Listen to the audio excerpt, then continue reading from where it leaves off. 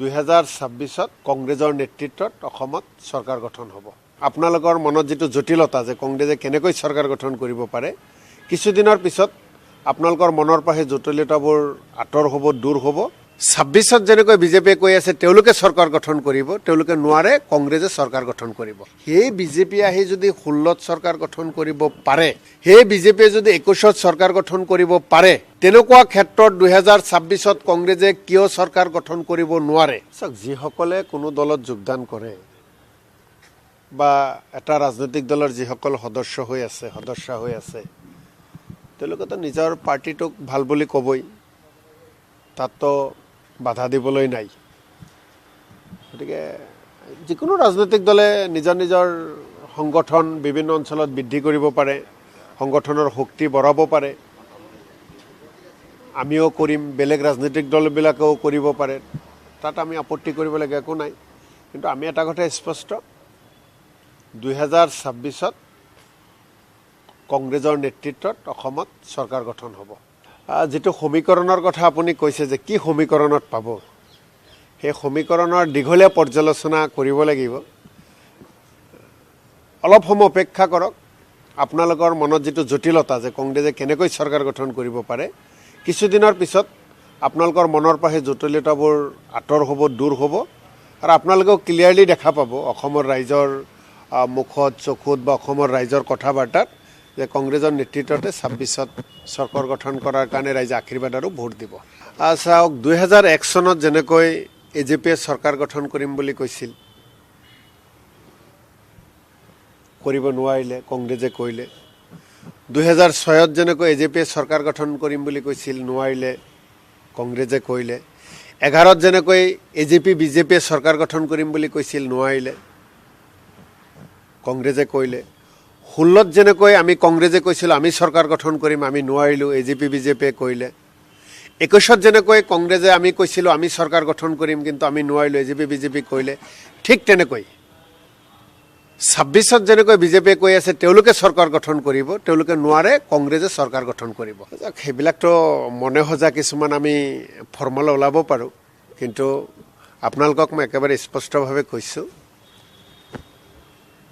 কেন্দ্ৰত বিজেপিৰ 15 বছৰ হ'বলৈ গৈ আছে। অসমত বিজেপি চৰকাৰৰ বয়স 10 বছৰ হ'বই। 15 বছৰীয়া কেন্দ্ৰীয় চৰকাৰ হ'বলৈ যোৱা আৰু 10 বছৰ হ'বলগীয়া অসমৰ বিজেপি চৰকাৰ আজিৰ তাৰিখত পূৰ্বৰ বিজেপিতকৈ যথেষ্ট দুৰ্বল, মানুহৰ মাজত যথেষ্ট দুৰ্বল তেওঁলোক।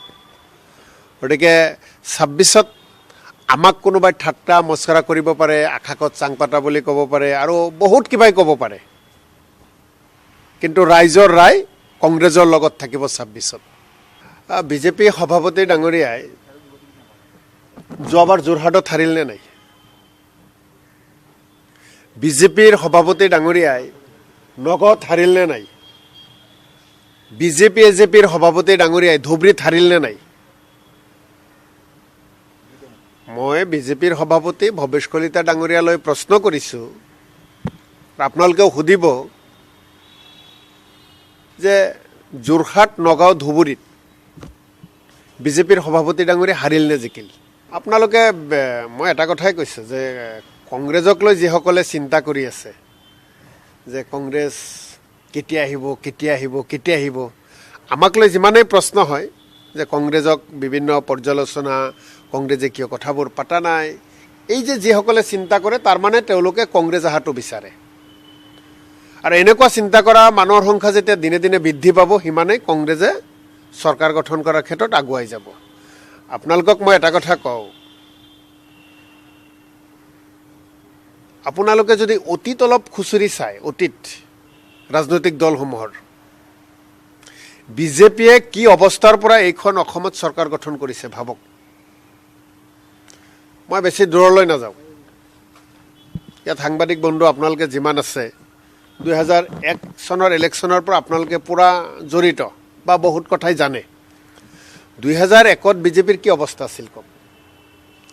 2001 চনত যদি কোনোবাক যদি প্ৰশ্ন কৰা যায় যে বিজেপি অসমত কেতিয়াবা চৰকাৰ গঠন কৰিব নেকি, জাপ মাৰি উঠিছিল। কেনেকৈ বিজেপিয়ে চৰকাৰ গঠন কৰিব? অসম্ভৱ। 2006ত বিজেপি চৰকাৰ গঠন কৰিব পাৰিব নেকি? তাতকৈ বেছি জাপ মাৰি উঠিছিল। অসম্ভৱ। বিজেপিয়ে কেতিয়াও অসমত চৰকাৰ গঠন কৰিব নোৱাৰেই। ঠিক তেনেকৈ 11ত তাতকৈ আৰু ডাবুল জাপ। নোৱাৰে বিজেপি 11ত মানুহক সুধিলে তেনেকৈ কৈছিল। সেই বিজেপি আহি যদি 16ত চৰকাৰ গঠন কৰিব পাৰে, সেই বিজেপিয়ে যদি 21ত চৰকাৰ গঠন কৰিব পাৰে, তেনেকুৱা ক্ষেত্ৰত 2026ত কংগ্ৰেছে কিয় চৰকাৰ গঠন কৰিব নোৱাৰে? কিয় নোৱাৰিব? তাতকৈতো আমাৰ সংখ্যা বেছি আছে, আমাৰ বল বেছি আছে। 2001, 6, 11ত বিজেপিৰ যি শক্তি, আজিৰ তাৰিখত সেই সময়ৰ বিজেপিৰ শক্তিতকৈ আমাৰ 100 গুণে শক্তি বেছি আছে। গতিকে অসম্ভৱ একো নহয়। লাগে ৰাইজৰ আশীৰ্বাদ, লাগে ৰাইজৰ সহযোগিতা, আৰু বিজেপি চৰকাৰৰ কাম কাজৰ ওপৰত 26 চনত অসমৰ ৰাইজে কংগ্ৰেছৰ সপক্ষে ৰায়দান দিব। কংগ্ৰেছৰ নিজৰ মাজতো সহযোগিতা লাগে 100% আছে, নেতাসকলৰ মাজত 100% আছে, 100% আছে। নথকাৰ নিচিনা বাহিৰৰ পৰা আপুনি দেখিলে হ'ব নেকি? আপুনি দূৰৰ পৰা পাহাৰখন দেখিলে নহ'ব নহয়, পাহাৰৰ ওচৰত যাব লাগিব, তেতিয়া দেখিব শিলবোৰ কেনেকৈ এটাৰ লগত এটা একেলগে আছে। শিলবোৰ এটাৰ লগত এটা কেনেকৈ আছে একেলগে আপোনালোকে দেখিব। দূৰৰ পৰা ভাবা যায়, দূৰৰ পৰাতো বহুতে ভাবে ভাই ককাইৰ মাজত মিল নাই নেকি? যেতিয়া ঘৰত যাব, যেতিয়া এটা কাঁহীত সকলো দুটা ভাই ককাই একেলগে ভাত খায়, তেতিয়াহে দেখিব। দূৰত ঘৰৰ বাহিৰৰ মানুহেতো নাজানে ভাই ককাই এটা কাঁহীতে খাই আছে। বাহিৰৰ মানুহে ভাবিছে ভাই ককাৰ মাজত মিল নাই নেকি? ঘৰত যোৱাৰ পিছত দেখে যে দুই ভাই ককাই এটা কাঁহীতে ভাত খাই আছে।